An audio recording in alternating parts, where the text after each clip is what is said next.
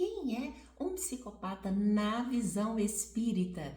Eu sou a Ariane, psiquiatra espírita, e hoje você está no Loucura ou Sanidade, onde falamos tudo sobre saúde mental dentro do universo espírita. Eu te convido a ver o restante da playlist, já tem muita coisa boa por aí. E para me seguir nas redes de vídeo curto, @Sentindo Espiritismo, que tem conteúdo extra para vocês.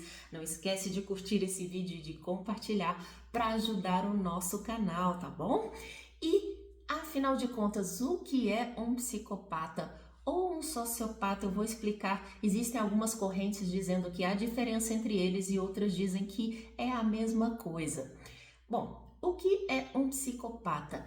Uma pessoa que tem um transtorno de personalidade. O que é isso? O funcionamento da personalidade dele é diferente dos demais. No caso do psicopata, desse transtorno de personalidade, ele não tem empatia. O que é isso? Não tem a capacidade de se colocar no lugar do outro, de sentir compaixão, de ver que o outro está angustiado. Ele até sabe que o outro está angustiado, mas isso não o toca. Ele não se sente sensibilizado pelas emoções dos outros. E é importante que se diga que o psicopata, ele tem sim emoções. Ele sente raiva, ele sente alegria, ele sente tristeza. O que ele não sente é isso nos outros em relação a ele.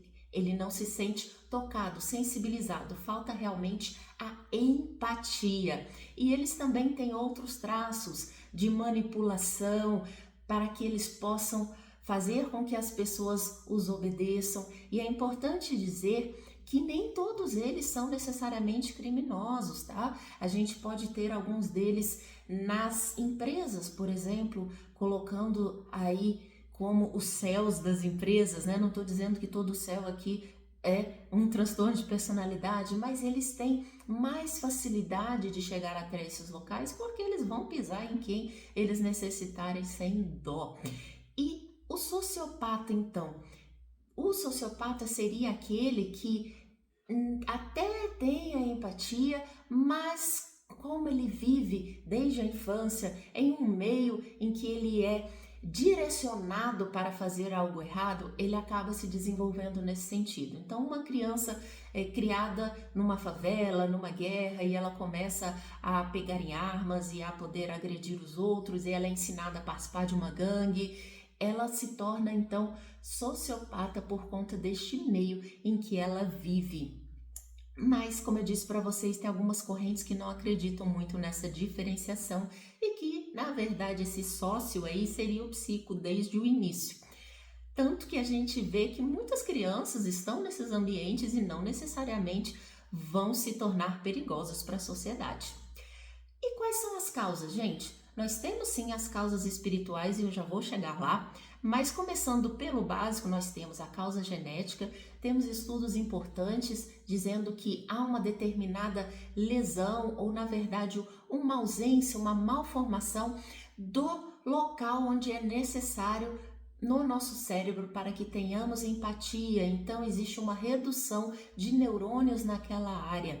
E é importante se dizer que boa parte dos psicopatas tem sim essa lesão aí no cérebro, mas nem todos. E alguns têm essa lesão no cérebro e não têm o transtorno de personalidade, tá bom? Mas existe uma alta correlação estatística, então é importante trazer aqui para vocês. Lembrando lá do livro Missionários da Luz, de André Luiz e Chico Xavier, que nos mostra que nós atraímos o espermatozoide necessário para a fecundação, aquele que tem mais sintonia conosco. Portanto, nós influímos aí sim, pelo menos em boa parte da genética, atraindo o espermatozoide com o gene que a gente necessita e que tem mais afinidade conosco. E hoje a gente ainda tem a epigenética que mostra para nós que nem todas os genes, as lesões, as propensões que nós temos, elas vão se tornar realidade,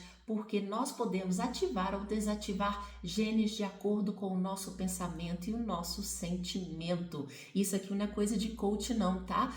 É realmente científico, faz parte da epigenética, se vocês quiserem dar um Google aí. E a outra causa que nós temos são traumas, lesões, AVCs ou derrames. porque essa mesma área pode ser afetada durante esses traumas, durante essas lesões, tá? E aí a pessoa vai desenvolver uma personalidade agressiva, mais hostil, principalmente as lesões do lobo frontal, que acabando com essa região, antigamente se fazia lobotomia, né? A pessoa ficava mais agressiva ou então ela ficava completamente apática. E é importante também trazer esse detalhe aqui para vocês.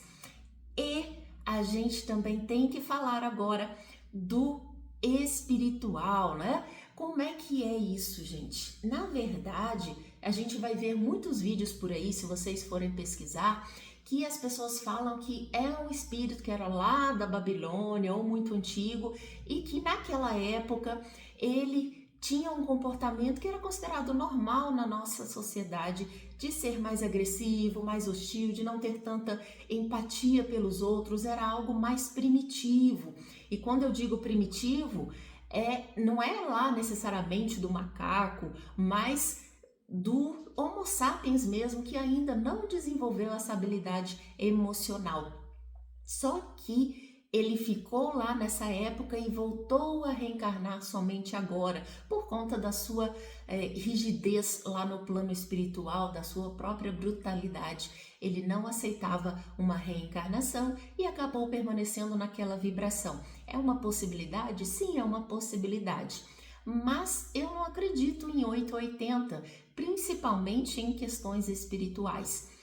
Então, essa é uma grande possibilidade. Um espírito que não reencarna há muito tempo, agora vem a reencarnar e traz consigo toda uma bagagem social de coisas que atualmente não são mais aceitáveis. Mas nós temos que pensar que esse espírito pode ter vindo sim reencarnado várias vezes, mas ele por algum motivo, por esse embrutecimento, ele não desenvolveu essa parte da empatia e ele se desenvolve muitas vezes racionalmente, são muito inteligentes até para conseguirem manipular, mas não necessariamente, tá? Nem todos os transtornos de personalidade têm aí uma inteligência mais alta, tá? Mas ele vem, traz essa bagagem, mas sem aprender a empatia, ele não desenvolveu esse senso moral, como diz lá no livro dos Espíritos, não necessariamente porque ele não reencarnou, tá? Isso precisa ser claro para todo mundo. E como é que a gente faz o diagnóstico, pessoal? Como é que a gente sabe se uma pessoa é sociopata ou não, ou psicopata? É muito difícil, viu? Mesmo para os psiquiatras treinados. Eu lembro de um caso que nós tivemos quando eu estava na residência médica ainda.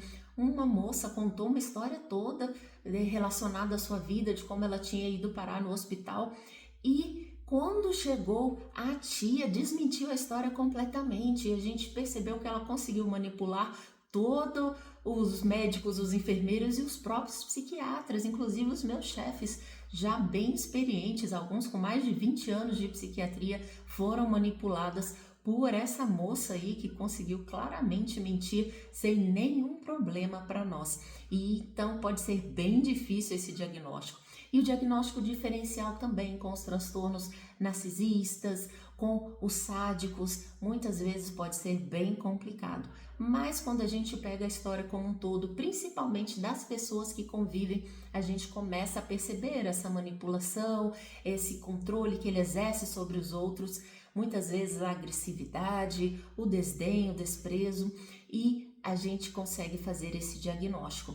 Agora, é muito raro eles procurarem qualquer tipo de psiquiatra, psicólogo, um tratamento, porque eles não se sentem doentes. Quem tem um problema são os outros, né?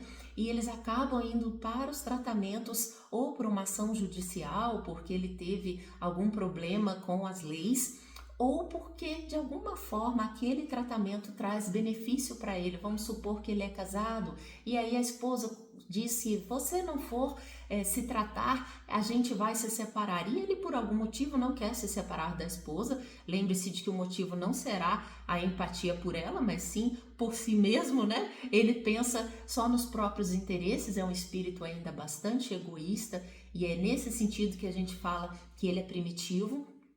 Então ele vai para esse tratamento para não perder a esposa, sempre visando algum tipo de benefício. E aí, existe um tratamento mesmo para eles? A psicoterapia é o melhor deles, gente. Só que uma reencarnação normalmente é muito pouco para que eles transformem este pensamento deles.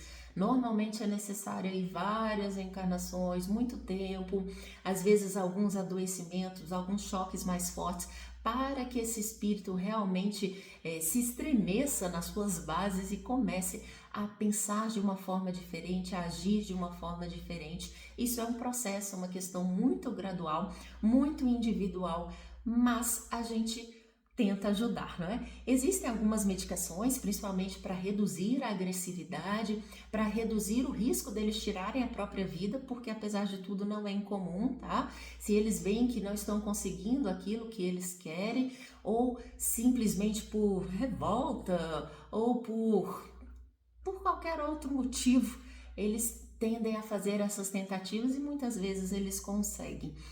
No espiritismo, a gente pode sim fazer o tratamento de desobsessão, porque não é incomum que eles estejam acompanhados de vários amigos espirituais que se afinizam com ele e que, portanto, estão ali como se fossem verdadeiros comparsas a auxiliá-lo.